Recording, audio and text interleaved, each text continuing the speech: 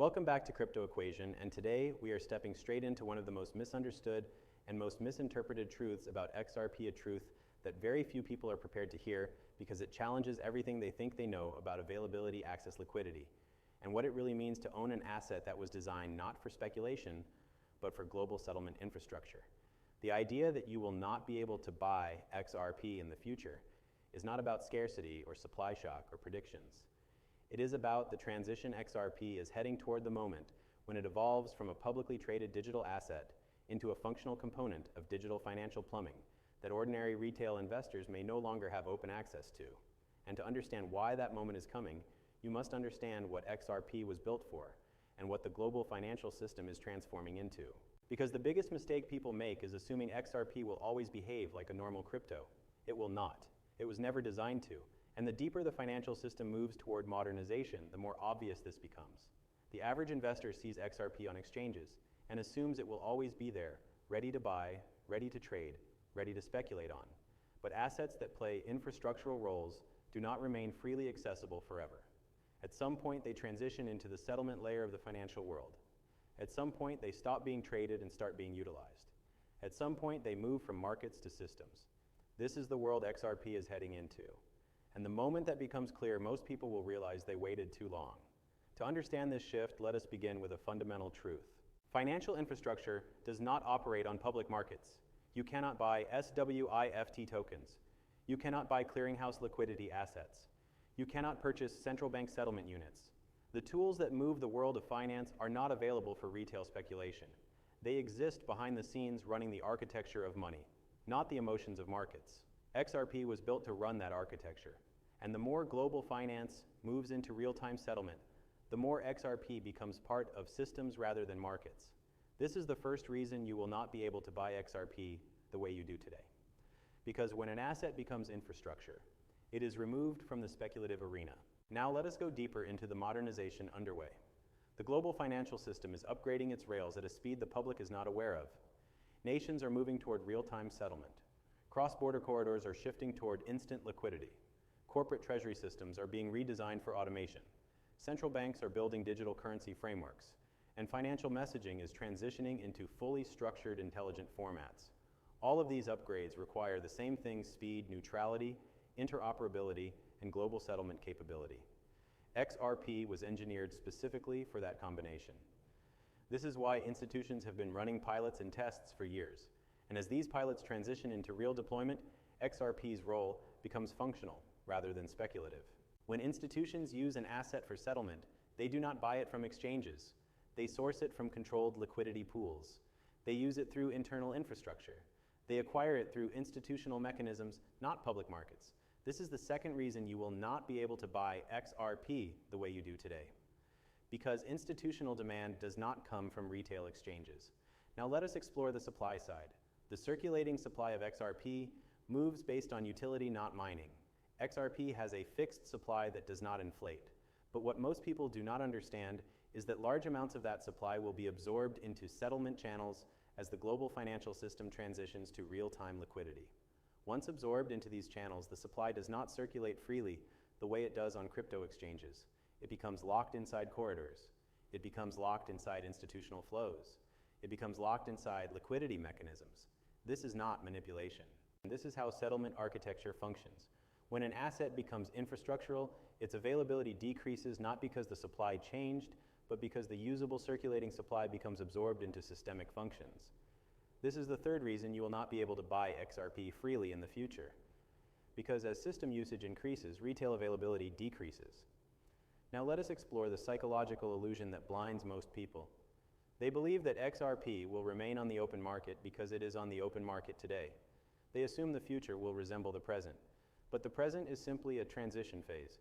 XRP is currently accessible because the system it was designed for is not yet fully activated. The moment the system activates, XRP's role changes. And when a role changes, the market access changes with it. The number of digital assets that serve real financial infrastructure is extremely small. And the number that remain publicly accessible after integration is essentially zero. This is why the question is not whether XRP will become harder to buy. The question is when. Now let us go deeper into the institutional timeline. Institutions integrate in phases. First they observe, then they test, then they pilot, then they prepare, then they deploy, then they scale. Retail investors only ever notice the last two phases, but by the time they do, it is too late to position themselves. Right now, XRP is somewhere between pilot and preparation. The next phase is deployment. Once deployment begins, the need for open market liquidity decreases. Institutions begin sourcing XRP through controlled channels. Corridors begin absorbing supply. Settlement paths begin activating. Retail traders will not even realize what is happening until exchanges begin reducing availability. And make no mistake, that day is coming. Because exchanges do not control infrastructure. Infrastructure controls exchanges. Now let us examine a deeper layer. Why would institutions want XRP to remain freely available to the public? They do not need retail involvement to run settlement rails. They do not need retail liquidity to move value globally. They do not need retail speculation to support corridors.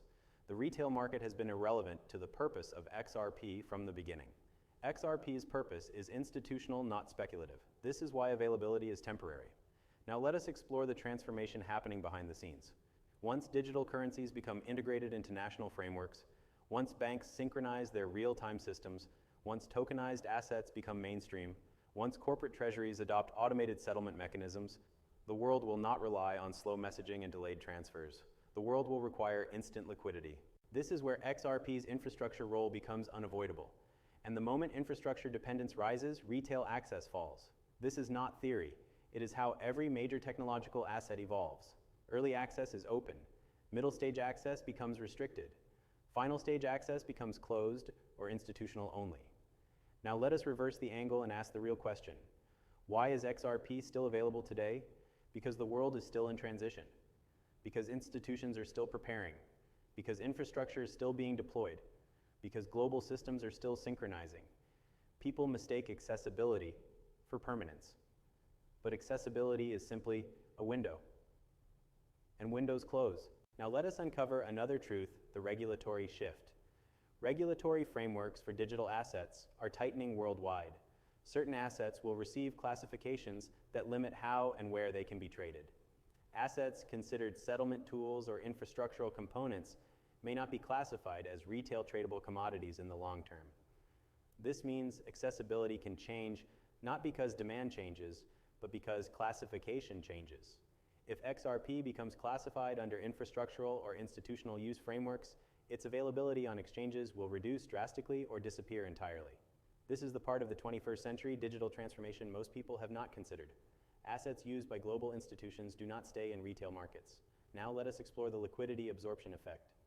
As corridors grow, as usage increases, as cross-border demands increase, as tokenized markets begin settlement activity, the amount of XRP locked inside systemic functions increases. Imagine a river feeding into multiple canals.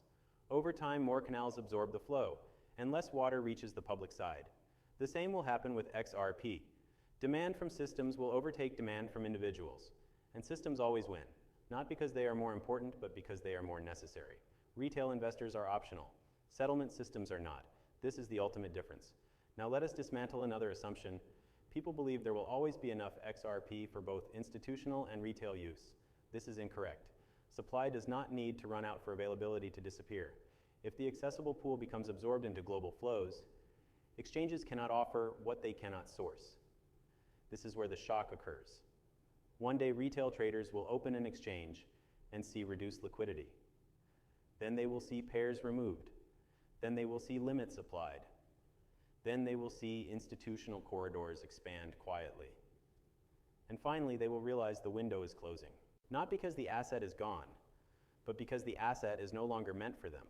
In the second half of this script, we will go even deeper into the infrastructural transition, the corridors absorbing supply, the messaging upgrades pushing XRP into hidden rails, the systemic liquidity that will redefine availability, and the final phase where XRP moves from markets to mechanisms, and the world realizes too late what was happening all along. Because now that we have peeled back the psychological, structural, and institutional layers behind the shrinking retail window, we need to step even deeper into the mechanisms that will actually remove XRP from public markets, because this transition is not philosophical. It is mechanical. It is systemic. It is inevitable once the global financial system completes its modernization cycle. The mistake most people make is assuming that assets disappear only when supply dries up. But supply is not the defining factor, accessibility is. And accessibility is determined by how an asset integrates into the new financial architecture. To understand why you will not be able to buy XRP in the future, we must look at the infrastructure migration that is happening beneath the surface. Settlement systems across the world are moving away from pre-funded accounts and outdated rails and shifting toward on-demand liquidity structures. These structures require neutral digital assets that can bridge value instantly across borders. This is not optional. It is required for the new economy to function. Once these systems activate, XRP no longer functions as a speculative asset. It functions as a settlement mechanism, and settlement mechanisms do not remain on retail exchanges. They become embedded into institutional rails. This is the moment when XRP transitions from markets to machinery. When an asset becomes machinery, its availability is controlled, not open. Its circulation is monitored, not free. Its supply is managed, not traded. This is why people will wake up one day and discover XRP pairs disappearing.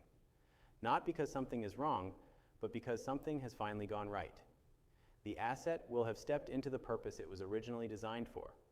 Now let us examine the institutional absorption of liquidity, because this is the process that will most directly remove XRP from public hands. As real-time corridors activate, they require pools of XRP to facilitate settlement. These pools must remain stable, they must remain predictable, they must remain liquid at all times. This means institutions will absorb and hold the supply they need, and once absorbed, that supply does not come back to the open market. It becomes part of the infrastructure. This is similar to how governments absorb gold into reserves. Once absorbed, it does not reappear on the market unless strategic systems require it. The difference is XRP is digital and automated, meaning its absorption is far more efficient. Now let us explore corridor activation. Corridors are the pathways through which value moves globally. The more corridors that open, the more XRP becomes required to keep the rails operational. As corridors expand, the circulating supply available to retail shrinks. Imagine dozens of corridors absorbing XRP faster than exchanges can replenish it. Exchanges begin losing depth, liquidity thins, pairs become unstable, availability drops, fees rise, then availability disappears. This is not a collapse, it is a migration from public markets into institutional settlement flows. Now let us explore settlement demand. Settlement demand is the most misunderstood force in digital assets. People focus on speculative demand and ignore systemic demand. But systemic demand is exponential compared to speculative demand. When institutions use XRP, they do not use small amounts. They use structured liquidity designed to support global flows. And once this demand rises, speculative markets become secondary. This is why XRP's availability is temporary. Speculative demand is optional. Settlement demand is mandatory. Now let us explore the messaging transformation. Financial messaging systems are not just being upgraded, they are being re-engineered. Messaging frameworks now carry structured data designed for intelligent settlement. When messaging becomes intelligent, settlement must become instant. When settlement becomes instant, rails require assets that can operate at digital speed. This alignment pushes XRP deeper into the structure of global value movement. Once embedded messaging and settlement merge. Once they merge, XRP becomes invisible to the public, because infrastructure is never visible to consumers. Now let us go deeper into the regulatory alignment that will accelerate this transition. Governments are building frameworks that separate speculative assets from infrastructural assets. Speculative assets remain on exchanges. Infrastructural assets become controlled under institutional channels. If XRP is classified under institutional settlement, its market availability will change instantly. Exchanges will delist. Liquidity will withdraw. Custodians will shift holdings. Institutions will redirect flows inward. This is not dramatic.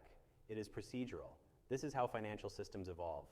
Now let us explore the end state of this transition, the point where XRP completes its migration. In the early stage, XRP is speculative. In the middle stage, XRP is dual purpose. In the final stage, XRP is infrastructural.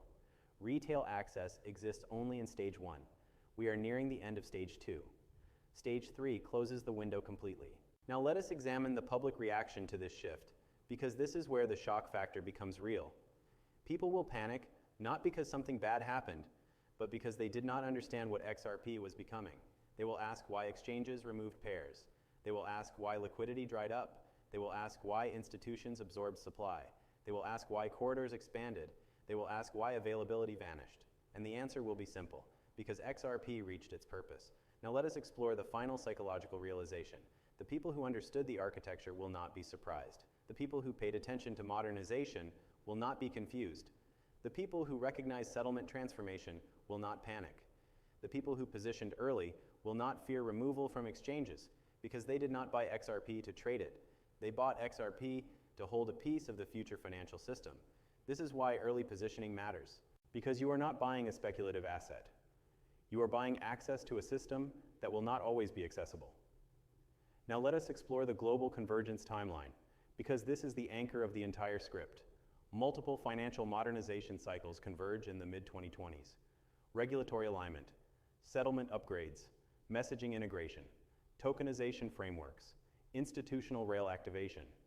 This is why availability has an expiration date. The world is changing in synchronized fashion. Once the rails align, the need for open market liquidity ends. And when that need ends, availability ends. Now let us examine one last truth. The world does not close the door suddenly. It closes slowly and quietly. One region upgrades, one corridor activates, one exchange delists, one regulator adjusts classification, one institution absorbs supply, one liquidity pool expands. Each step looks small until the final moment when the window closes entirely. And that is when most people wake up far too late. The truth behind this entire video is simple. You will not always be able to buy XRP, not because of scarcity, not because of price, not because of supply, but because accessibility is temporary when an asset becomes infrastructure. You are living in the brief period of history where XRP is still available to the public. That period is ending. And those who understand the architecture of the future will be the ones who realize that the greatest opportunity was not price movement, but access itself. Not because the asset is gone, but because the asset is no longer meant for them. In the second half of this script, we will go even deeper into the infrastructural transition, the corridors absorbing supply, the messaging upgrades, pushing XRP into hidden rails, the systemic liquidity that will redefine availability, and the final phase where XRP moves from markets to mechanisms and the world realizes too late what was happening all along.